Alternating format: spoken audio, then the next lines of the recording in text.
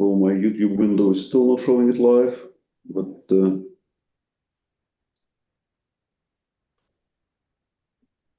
okay, let's assume the live stream is live, so everyone behave themselves from this point onward.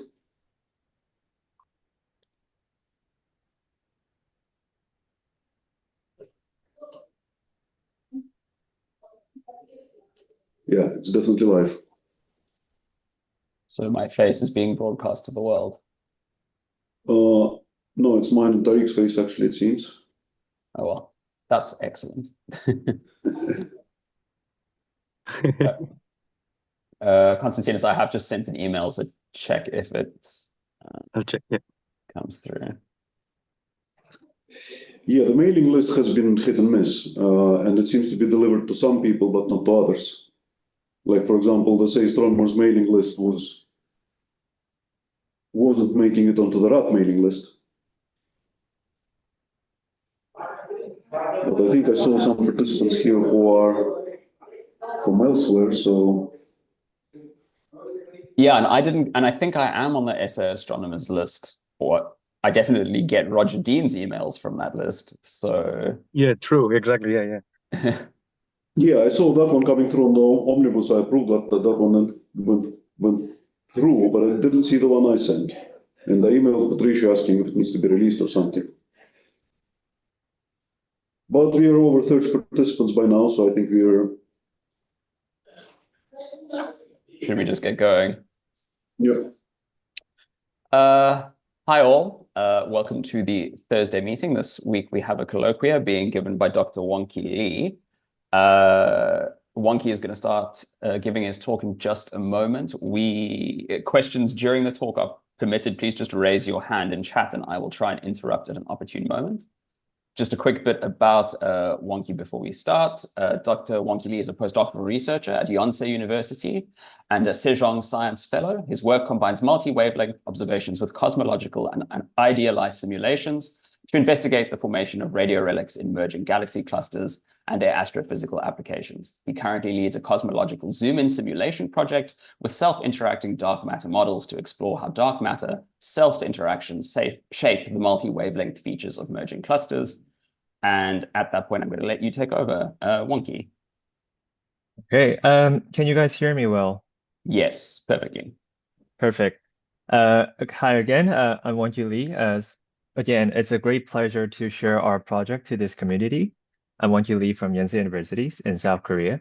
And today I'd like to discuss why do we need more radio relics and what can we do with the statistical analysis of radio relics with combining with numerical simulations. Okay, I hope the screen is moving to next slide. Yes. Okay, so I'll start with describing what is radio relics, starting with this beautiful image of galaxy cluster from JWST. This cluster is 1E0657, lots of numbers, but you can see that in this JWST image, there is a group or clusters of yellowish galaxies in this field of NIRCam. And if you zoom in into the small regions, you can see that background galaxies of these clusters are completely bent because of the gravitational potential of the clusters.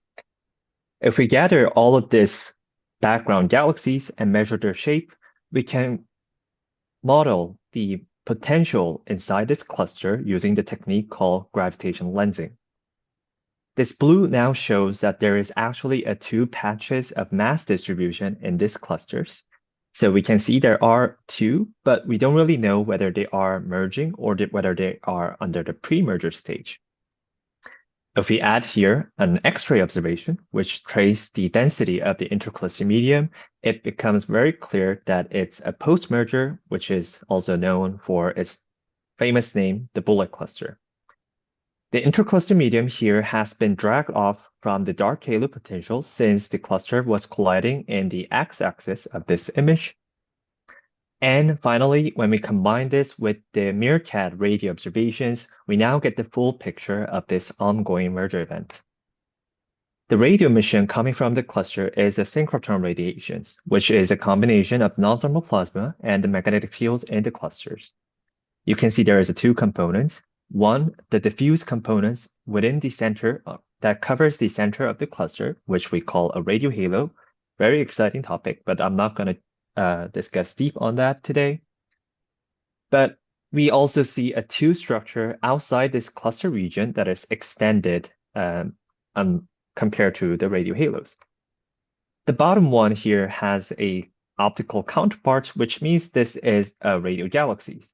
But this one on the left is showing a extended 2 megaparsec size extended diffuse radio emission, but no optical counterparts.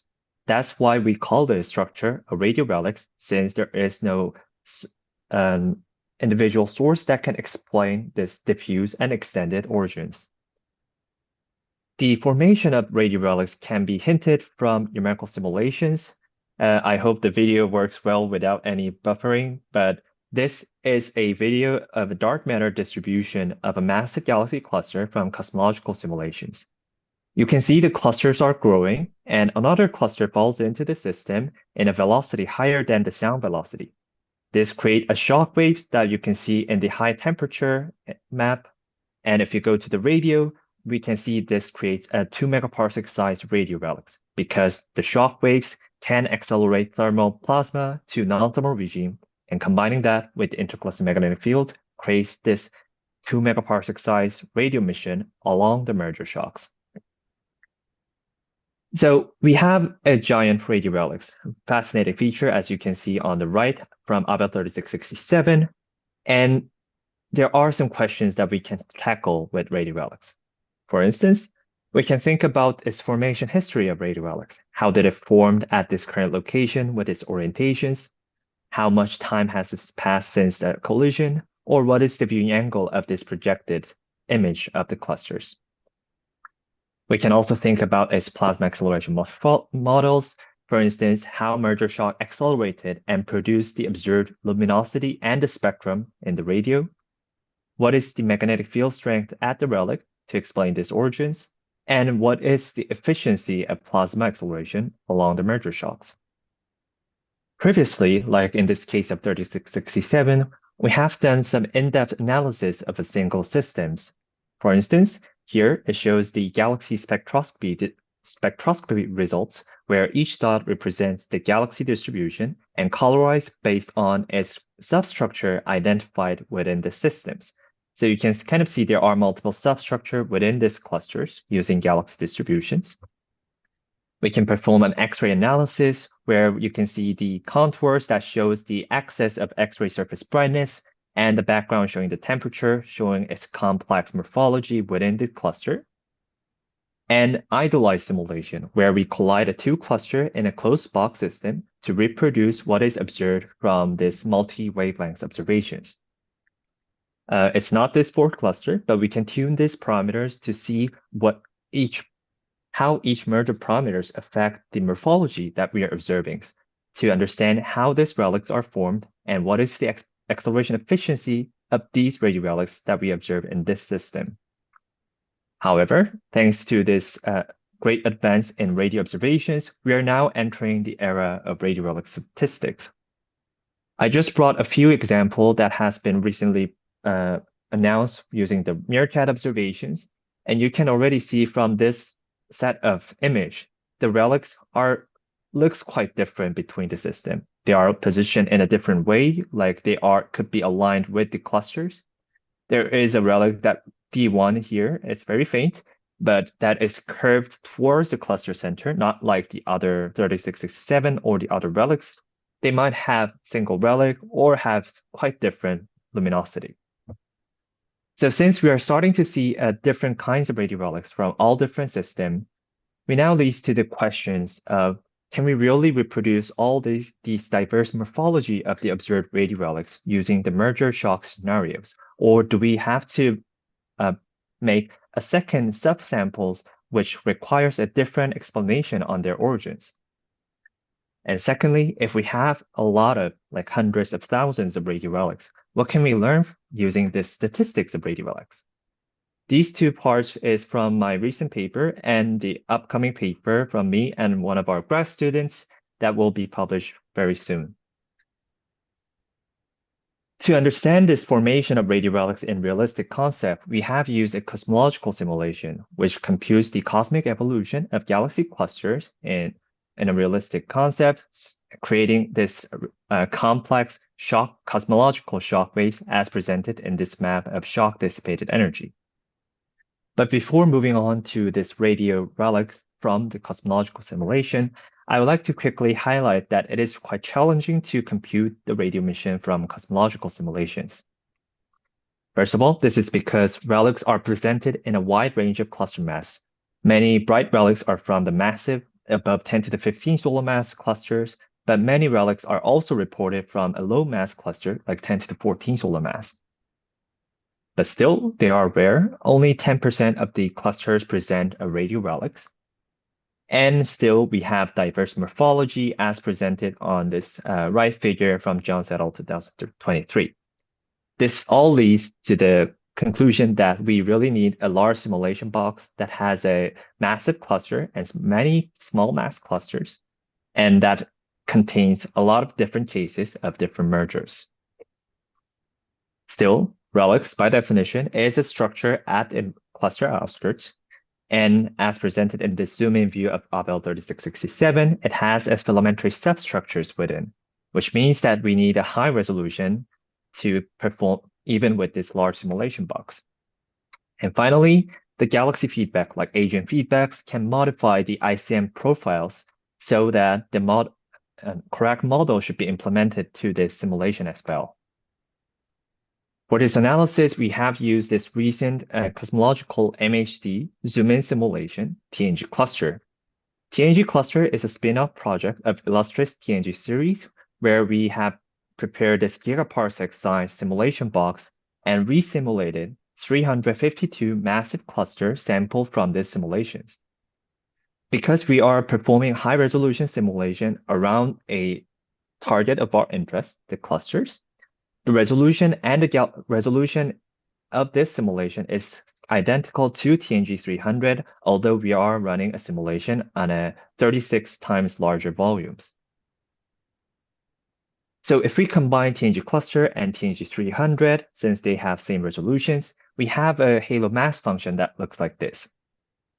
In TNG-Cluster, we have selected all the 92 cluster that has a mass above 10 to the 15 solar mass in gigaparsec size simulation box, and then randomly select the cluster below that to make a flat mass spectrum combining with TNG-300.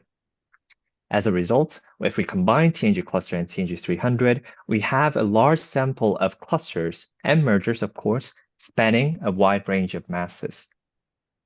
Here it shows the redshift evolution of a halo mass M500 for TNG-300 in red and TNG-Cluster in blue. And you can see that your favorite clusters like Coma Bullet or El Gordo, there are some clusters that has a similar mass at their similar redshift, and compared to E Rosita or the Planck SZ catalogs, we can see that the TNG-Cluster and TNG-300 can give you an analog in terms of the mass range.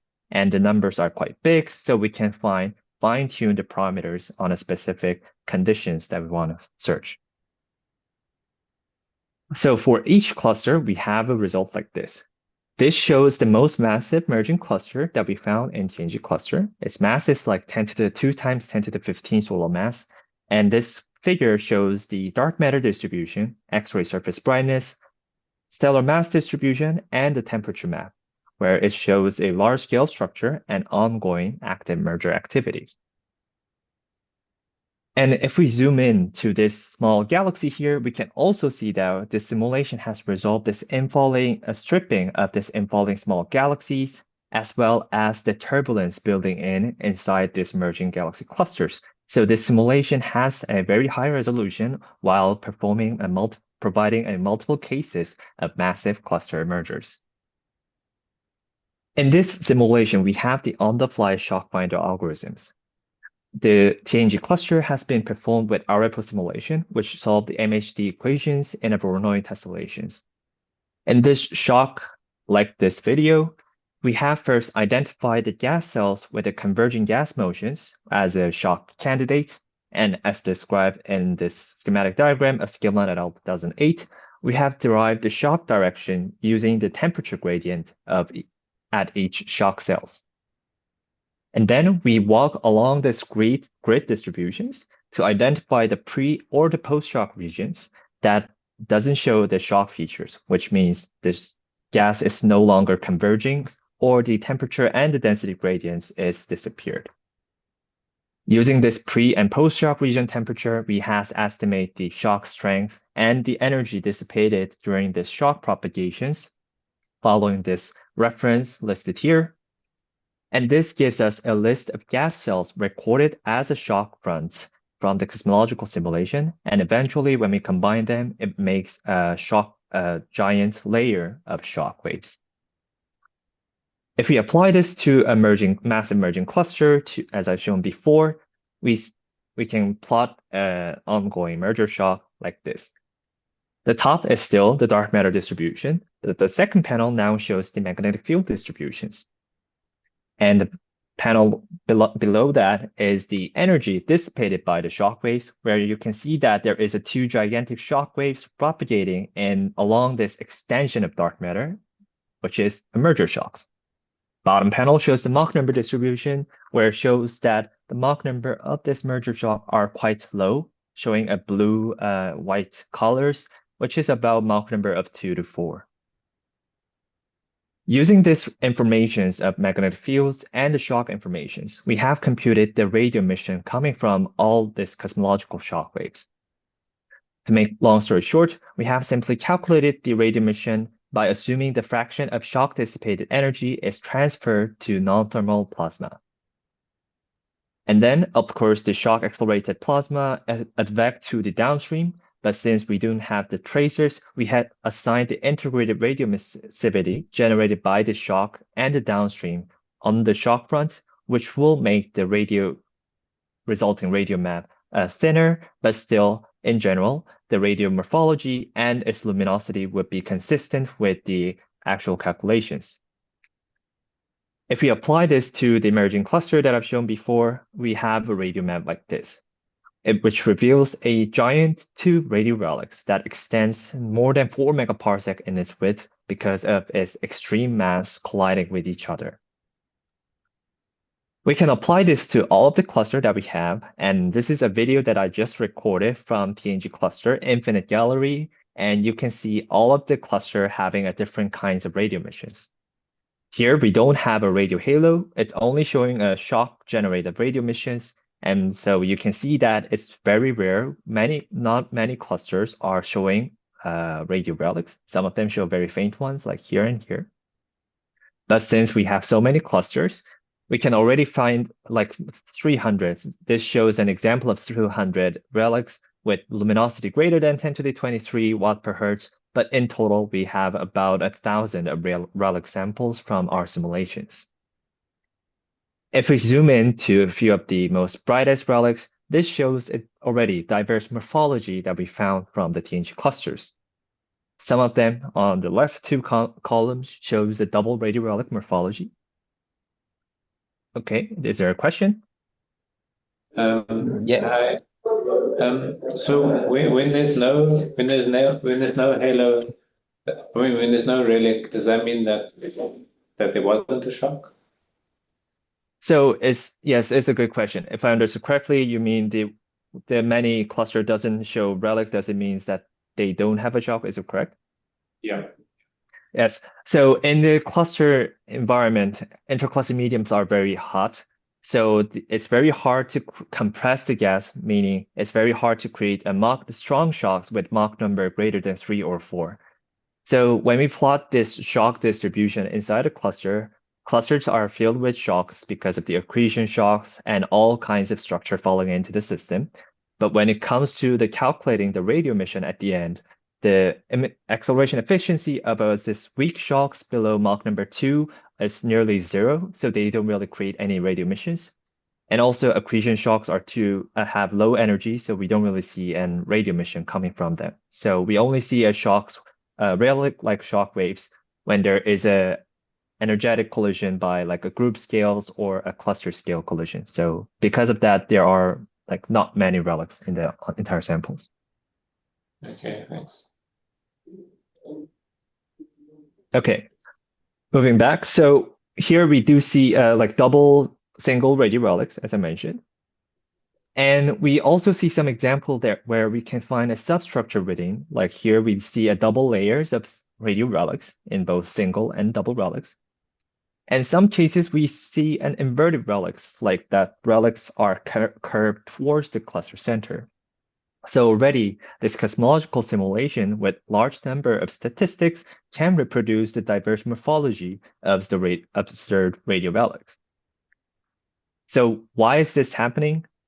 It's a very long story, but to make it short, I brought two examples. One here, showing the radio map overlaid with the mass contours and the orbit of the halo in the last 1 gigayears. You can see that although there is a one cluster that lies at the center from the mass contours, there are like 5 different lines coming across this cluster in the last 1 gigayears. So this cluster shows a double radio relic, but it's actually a result of a multiple 4 or 5 different collisions.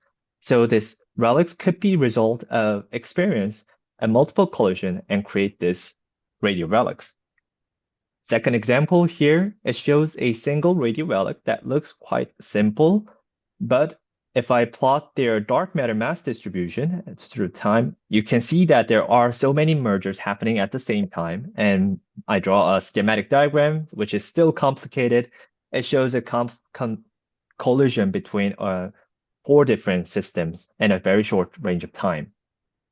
So observed radio relic shows a diverse morphology because a massive merger experienced a lot of collision in a short range of time. So it is actually a result of a complex cluster merger event.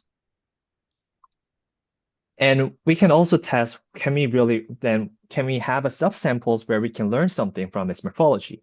And I mentioned a few times before, inverted relics shows an interesting behavior. Here, I brought a 4 example of inverted radio relics. Top panel showing an X-ray, bottom panel showing a radial momentum of this system. And the white contour, the contour in the center is the mass distribution. Green shows the relic, and the line shows the orbit of the halos falling into the system. And if I just highlight the regions, I can draw a plot like this. In general, you can see that this 4 example of inverted radio relics are in the position where there is an infalling subcluster to the system, meaning that infalling gas motion is currently distorting the morphology of the radio relics that is propagating to the cluster outskirts. So we have a few examples like this, and it's already hinting that the relic morphology can be reproduced, not only can be reproduced, but also we can read this complex merger history of the host system, for instance, an additional infalling cluster from its inverted morphologies.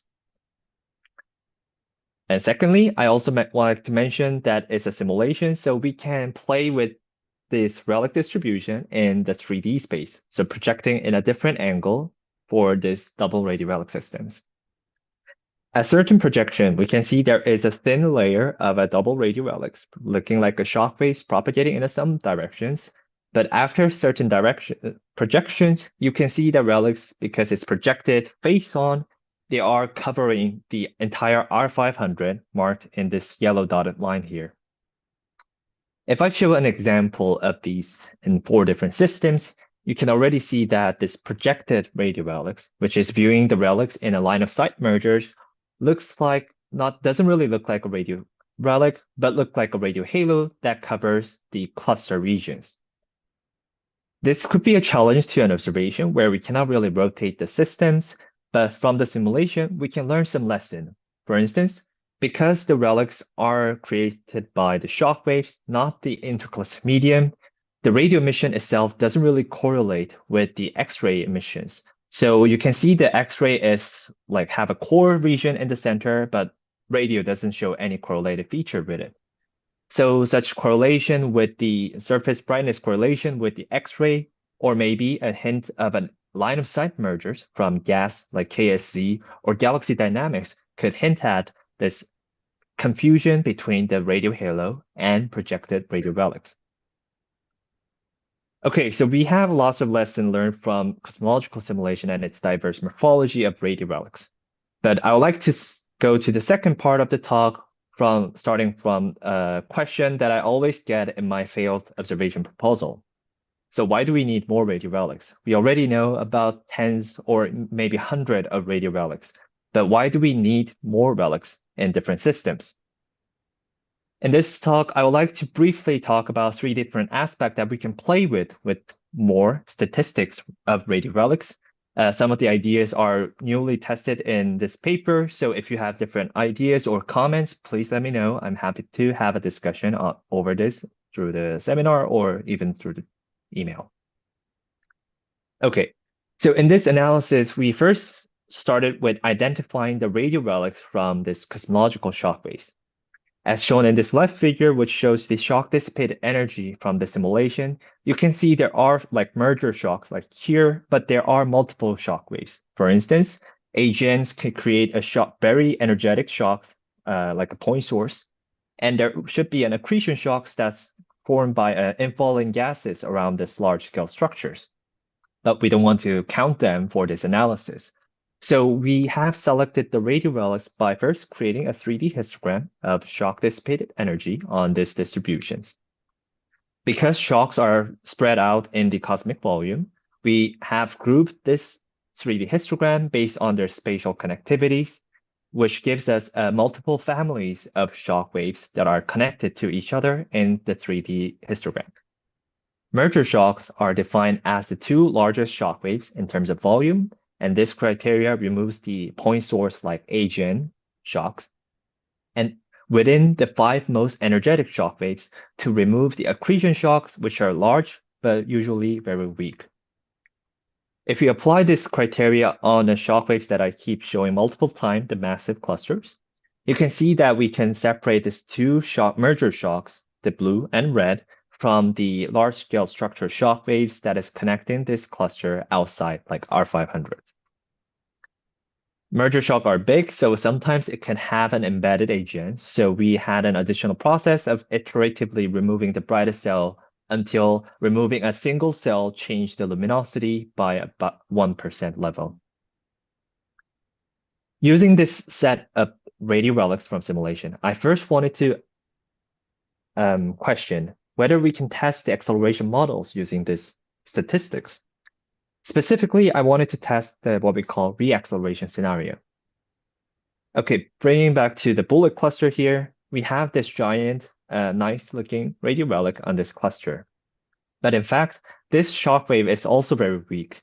From the radio spectrum, we derive the Mach number of this radio relics as about 2 or 3 level, which means the shock is very weak, and so it has very low acceleration efficiency to explain this bright radio emissions.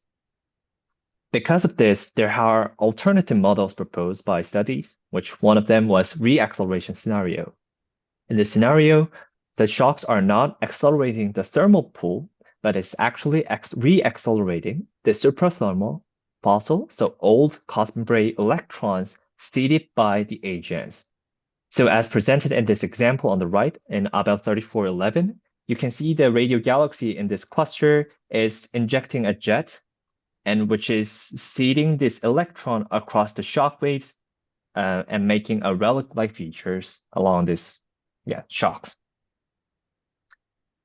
But fossil cosmic ray electrons in cluster are very asymmetric. It's distributed in a long distance because the AGN is moving in the cluster, and there is a bulk motion inside the unrelaxed clusters as presented in these examples of fossil cosmic electrons. So we had an assumption that currently our radio relics in simulations assume the same acceleration models for both of the merger shocks formed in the cluster mergers.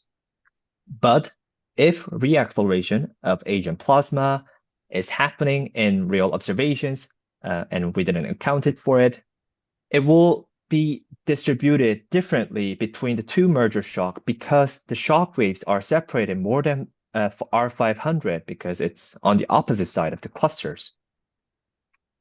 So we have assumed that if reacceleration is the dominant mechanism behind the observed radio relics, the luminosity distribution of the double radio relics should be more asymmetric in the observation than the simulation, where we assume a single model for both shockwaves. This was the idea that we had with the statistics of relics, and when we compare them, this shows the results. Here, the x-axis, this shows the distribution of the luminosity of secondary relic divided by the luminosity of the primary radio relic, the bright ones, for all of the samples that we have from both observation and simulations. And for the bright samples, because maybe observation could not detect the secondary radio relics, although their luminosity ratio aren't that big.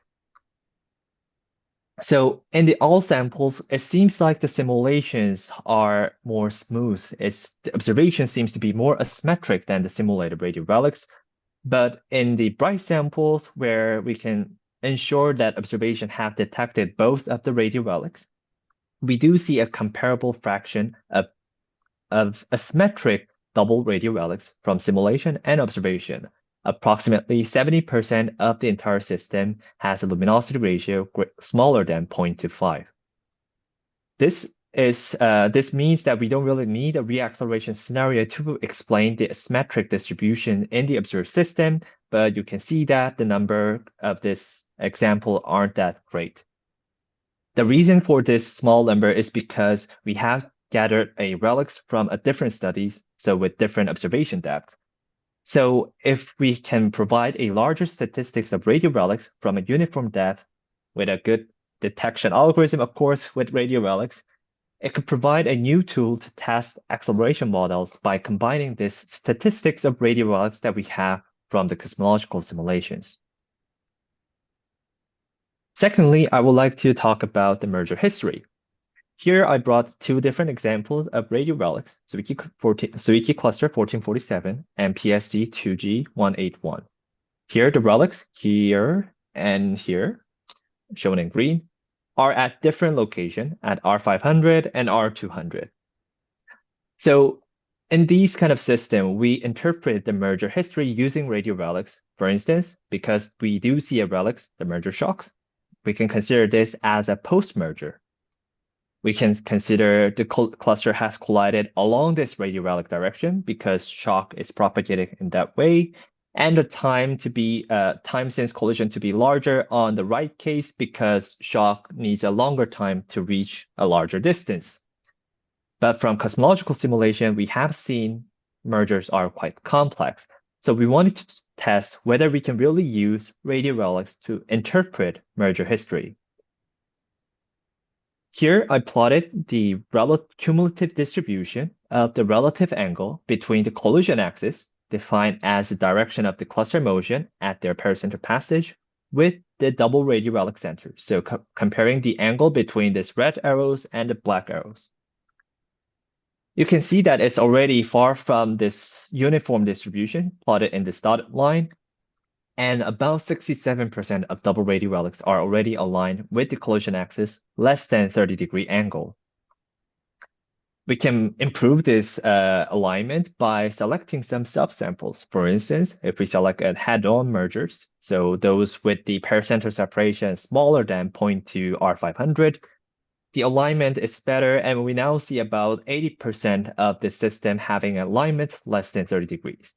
And an slight improvement is shown in major mergers and bright relic samples as well. This alignment is actually a little bit weak in a single relic system, but still is pretty far away from uniform random distributions, which is highlighting that even if we have a complicated looking system like this, where relics are currently aligned with the X-ray tail, we can interpret the collision axis as a direction towards the radio relic center. So it is this system, although the X-ray tail looks like the cluster is moving along the x-axis, this system has collided along the y-axis. So Relic provides a nice, robust reference for reading the collision axis. Secondly, we have compared this radio relic separation with the time since collision. And the figure on the right shows the double radio relic separation on the x-axis and the time since collision and colorized by the pericenter separations. And you can clearly see it already shows a nice tight correlations with time. And because we have this linear fitting on it, we can apply to this some of the observed example of the 3667 and the two system that I've showed before. This estimate is about like 0.7 to 1.3 gigahertz, which is actually quite comparable to the estimate given by the idealized simulation tuned to match the multi-wavelength observation of individual systems.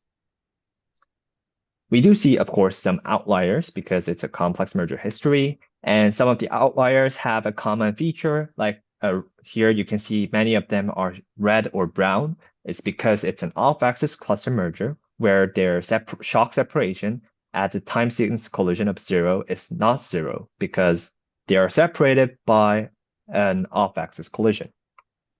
There are some cases of outlier in the opposite way, meaning the relics are separated in a smaller distance at the same time. In this case, we found that there are some encountering with another subcluster falling into the system, which is changing its morphology and their location as well. And single radial relic, as you can expect, shows some relations, somewhat related relations, but the scatter is much larger. So if we have a double relics, we'll get a better estimate on the time. But if you only have a single relic, it's still fine. We can get some values on the time. So in merger history reconstruction with relics, we have seen some outlier in the system, but if we have a double radial relics, it seems that relics can serve as a nice reference for studying astrophysical event that depends on direction and time because it's giving an information of those two from its locations and the separations. So using this, we can actually do an interesting science. Like we can think about how shocks interplay with galaxies and how weak cleansing mass bias is occurring in the system, which is actually a function of time.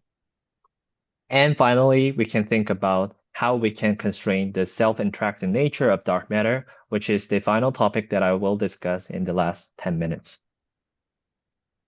Okay, so what is self-interacting dark matter? It's a very simple concept. Dark matter doesn't interact with baryon, but we assume that it doesn't interact with dark matter itself as well. But in this model, we assume that dark matter can exchange momentum with other dark matters through non-gravitational interactions. So as described in the schematic toy model of SIDM collision, you can see that I'll just stop the video. That this red dark matter floating into the blue dark matter is spread out because it exchanged the momentum and making it isothermal in a random directions. We have multiple parameters that describe this concept, but the main concept is the self-interaction cross-section sigma over m. Using this concept, we can constrain the rate of interaction, r here, which is basically cross-section times the density and the velocity, which is a number of encounter that dark matter will have through its passage. Making it simple, this shows a dark matter halo density profile on a different dark halo models. And you can see that compared to this sigma over m of 0, which is a collisionless dark matter models, with increasing self-interactions, the density drops because the self-interaction exchange the momentum, making it an isothermal core, while the outskirt is very similar because there aren't any self-interactions, so it acts like a collisionless dark matter models. So this model has been proposed to resolve a missing satellite issue, cusp-pore problem, and some diversity of galaxy rotation curves. And if we apply this to emerging galaxy cluster, as presented in this dark matter only simulations, you can see there is a two key difference. I'll stop the video again here. First of all, the center is isothermal, as I mentioned earlier. And secondly, you can see the halo separation is relatively shorter in the SIDM universe compared to the CDM universe because the self-interaction is exerting a drag force on the dark halos, making their separation shorter at the same time compared to the collisionless models. So because of using this concept, people have suggested an observational signature of SIDM mergers using the galaxy distribution because galaxies are collisionless, So they expected to observe a spatial offset between the BCG and dark halo as presented in the schematic diagram, or which could be observed in an increasing mass to light ratio as well.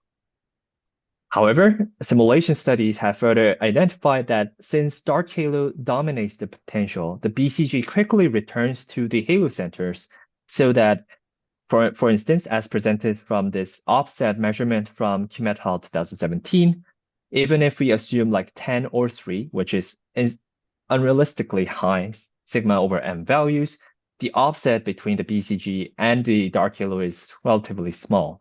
It's less than 50 kiloparsec, even if we assume a large value, which is actually smaller than the uncertainty that we can get from the weak lensing mass estimate in the center of the halos.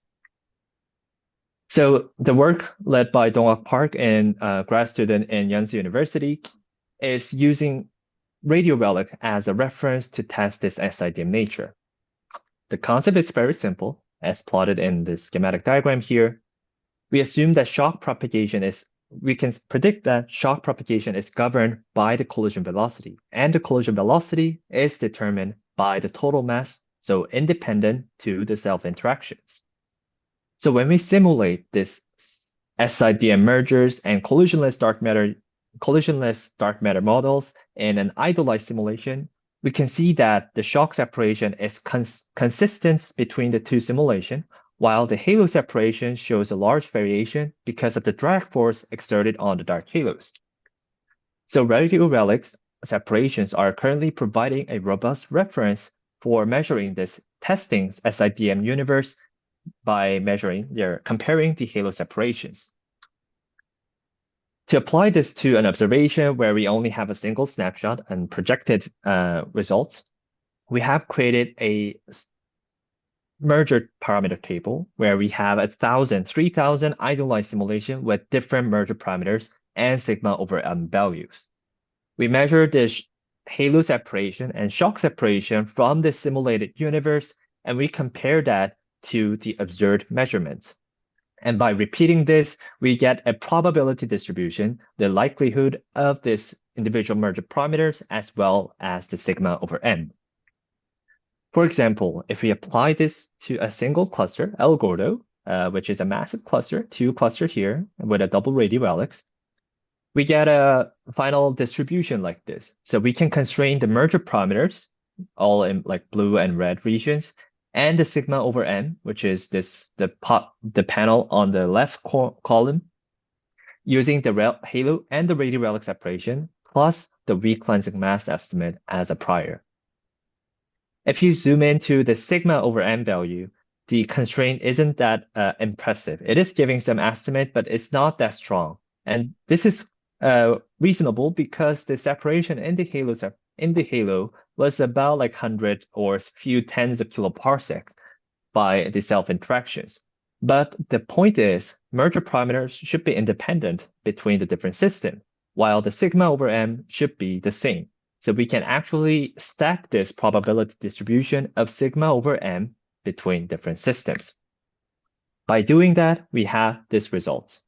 Here we have combined 10 different double radio relic systems, which shows that it's just giving an upper limit in the self-interaction cross-sections, meaning that the observed separation of the selected double radio relic systems can be explained without SIDM. So it is preferring the collisionless dark matter models. Then you can ask, it's an idealized simulation. Isn't it just too simple to apply on the realistic systems? So we tested with 15 double radio relics systems that we identified in TNG-Cluster, and the result was quite comparable. TNG-Cluster, of course, assume a collisionless dark matter models, and our method is giving a comparable result in the final probability distribution of the sigma over m. The one last missing piece of puzzle, of course, is does it really happen in the SIDM cluster merger in a realistic environment? So as an ongoing project, we are now running a collisionless dark matter model and the self-interacting dark matter model merging cluster in cosmological simulation. Here, the video will be repeated back and forth. showing a radial surface brightness map of C collisionless and SIDM universe of the same cluster. Contour showing the mass distribution, and you can see that overall the relic propagation looks quite similar. And if we plot this halo relic separation and the halo separation, plotted in a dotted line and a solid line here, you can see that it's very similar to the prediction of idealized simulation. This is because although the cluster evolution is very complex, the merger is driven by at the moment of merger, the cluster merger is the dominant events that's driving all this shock propagation and the halo separations. So the evolution inside this complex cosmological simulation is very similar to the idealized simulations. So as we proposed with the idealized simulation, at the same relic separation, the dark halo separation can really change by 100 kiloparsec depending on the self-interaction models. Here it's actually showing a very low mass example. So the collision velocity is small, and we expect to have a few self-interaction compared to the massive systems. So we are now running this same task on a massive cluster merger, which is very computationally expensive, but we expect to see a higher difference between the SIDM and the CDM runs. Finally, using the idealized simulation again, we can check how many relics do we need to really tell the difference between the collisionless and the self-interacting dark matter. Here we have run up to 200 different idealized simulation of cluster mergers with the true sigma over m of 0.5. With the increasing number of stacking different cluster, you can see that after 20 or 50 numbers of radial relics, this method starts to constrain the non-zero self-interaction cross sections. It's not giving an upper limit, but starting to get some value close to the true nature, which means that we have like 10 examples right now. Those are binary cluster merger having a nice double radial relics. But if we have like 20 or maybe 50 of double radial relic cluster mergers at late merger phase, because self-interaction accumulates with time, with recleansing analysis that can tell us the position of the dark matter halos, we will be able to tell the self-interaction cross-section whether it's zero or non-zero, has a non-zero values that can change the cosmological paradigm and the property of dark matters. So summarizing, why do we need more relics? In cluster scale, we can tell this merger properties using the radial relics, which can provide the baseline for studying different science that needs an information of collision axis and time. Plasma scale, if we have a lot of relics, we might able to test the plasma acceleration models using the radioluminosity ratio statistics. And finally, on the nature of dark matters, with a 10 or 20, 50 of double radial relic cluster mergers, this could actually verify the self-interacting nature of dark matters. And to combine with all the contents from part 1 and 2, I'd like to summarize that using TNG-Cluster, the new cosmological zoom-in simulation, we have created this library of radial relics that looks quite similar to the observation and emphasize the role of statistical analysis of observation and simulated radial relics. We, of course, because of statistics, more textbook example of double relics or many relics from all sky surveys would be very helpful for strengthening this analysis that I've shown in this throughout this talk. And of course, synergy with simulation is very important. So if you have any ideas or things that we can combine and discuss with observation and simulation, I'm happy to discuss after the talk as well. I'll end up with a smiley double radial relic that I found in TNG-Cluster. Thank you for your attention. Sorry, Wonki, applause is always difficult in these remote colloquia, but everyone is applauding in chat. But thank you for the very comprehensive and interesting talk. At that point, I think we can open the floor up to questions. If people want to raise their hand in chat, I will try and organize it so we go through in some sort of reasonable order. While we wait for questions either in chat or from people with raised hands, I guess I can ask some perhaps stupid ones. This is not really my field. So just a quick technical question. Could you quickly explain what R500 is in these results typically? Oh, so currently R500 is basically you asked what the R500, right? Yeah. Okay. So in defining the cluster mass distribution is quite continuous. It goes like in a very large radius. So we have to define certain radius to define mass or its property of the cluster. In cosmology, we know there is a critical density at a certain redshift, and R500 means the radius where the cluster average density inside that radius reached the 500 times the critical density. So in all of my analysis, I usually normalize with R500 because it's usually driven from X-ray or SC surveys, and plus it removes the mass dependence as massive ones will be larger and the shock separation will be quickly increase with time.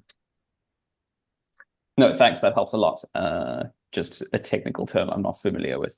So let's start with Oleg. I see a hand up at least in that room. I'm not sure if it's Oleg himself. Hi, I was wondering because the relics are so extended, how do you like work out like distances between them? Like, do you take some sort of center point, but there's a diffuse? So you mean the separation between the relics? Yeah. Yeah, so of course, observation-wise, we have different techniques between the papers, I guess. But from the simulation, because we have a 3D distribution of the gas cells associated with each relics, what we calculated was the radioemissivity weighted center of the relics. So it gives around the center of the relics, but sometimes following the brightest cell regions.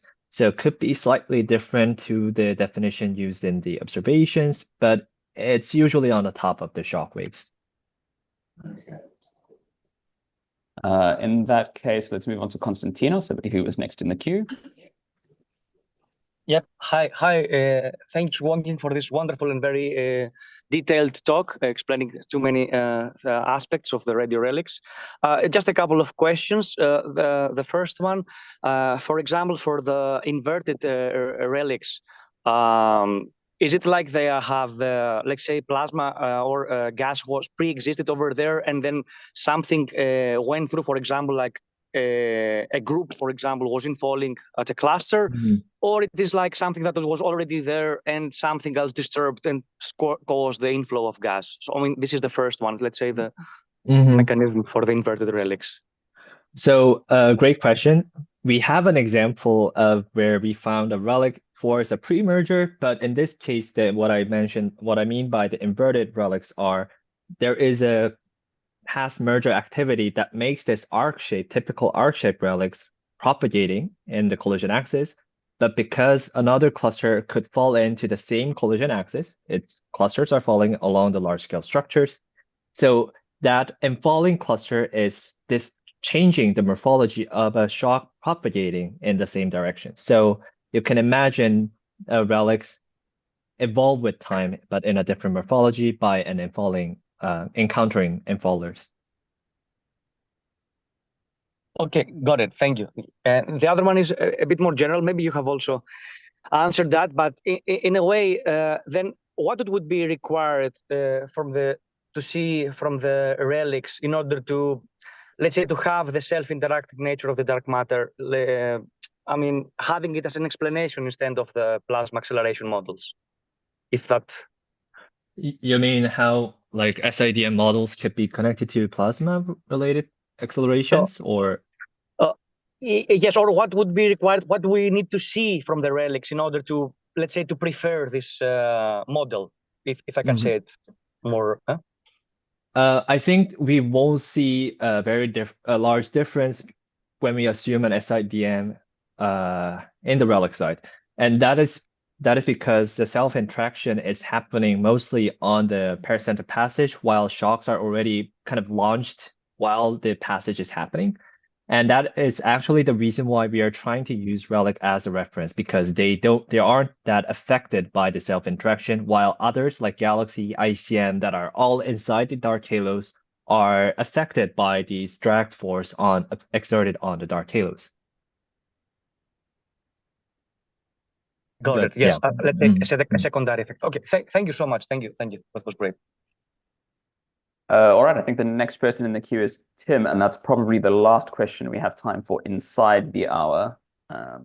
So Tim, go ahead.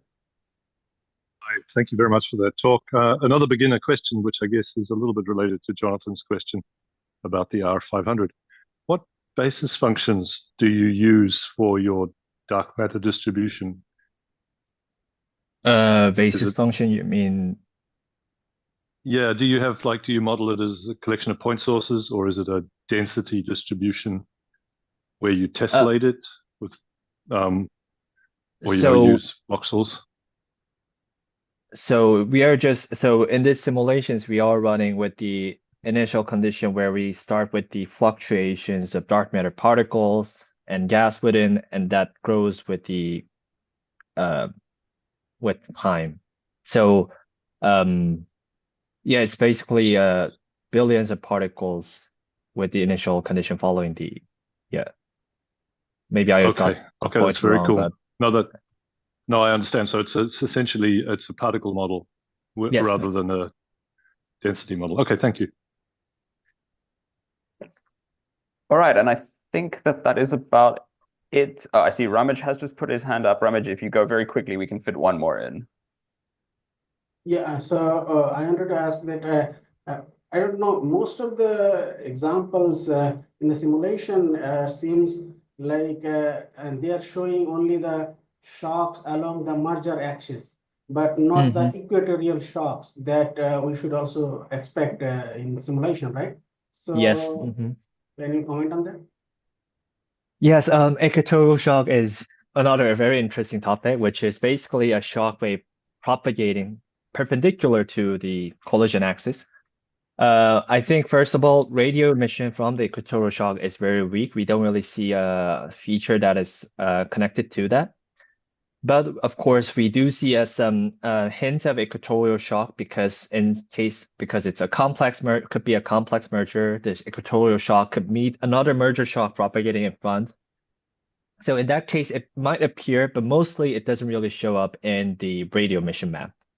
But third, in the shock distribution, the energy or the Mach number distribution, we do see some cases, but we are planning to do some further analysis on how they are formed in the pre-merger systems. Yeah. All right, and that actually brings us to the top of the hour. So let's all thank Wonki again for an excellent talk and for answering all our questions. I will clap on behalf of everyone. And that just leaves the remainder of the meeting business. So just to confirm, the next speakers for this meeting will be Eric Miner on the 29th of May, Victoria on the 5th of June, and Tim on the 12th. I believe that Eric and Victoria have already confirmed. Tim, do you confirm? I do. Okay. Tim has acknowledged receipt of his task. Unless there is any business from anyone else, I do not see anything on the spreadsheet. You have a couple of seconds to interject if there is further business. And given that there's no screaming, I'm going to assume not. So thank you everyone for joining us at this colloquia, and see you at the next one. Thanks a lot. Thanks, Wonki. Thanks a lot. Thank you.